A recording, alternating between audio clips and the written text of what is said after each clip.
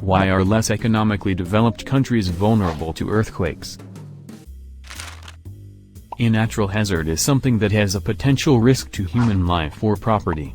The intensity of an earthquake hazard can depend upon physical factors such as the location of the epicenter, the depth of the focus, foundation material, duration of shaking, and even the time of day.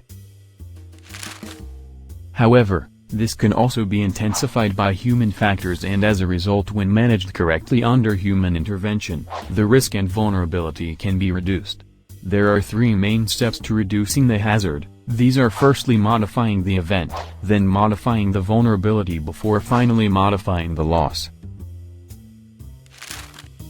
One way of modifying the event is by incorporating resistant aseismic building designs.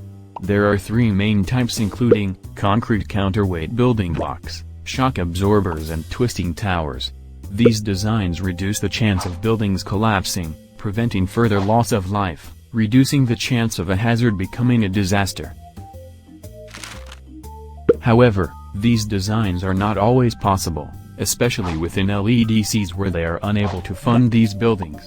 This highlights how globally earthquakes can become larger hazards in LEDCs. This can be seen in the 2010 Haiti earthquake, where a lack of funds and governance meant that there were no building codes, which led to the destruction of 60% of Haitian hospitals, and transport links and roads were destroyed, which saw 1.5 million homeless. This then led to secondary deaths as these people had to move into makeshift camps, with poor hygiene standards, leading to the spread of disease. This was also the case in the 2005 Kashmir earthquake, as people died due to the cold. In comparison, following the Christchurch earthquake, New Zealand, the government were able to move citizens into safe shelters, while insurance covered the majority of properties. Secondly, humans can modify the vulnerability of an earthquake by aiming to lessen the impacts by prediction, warning, and community preparedness.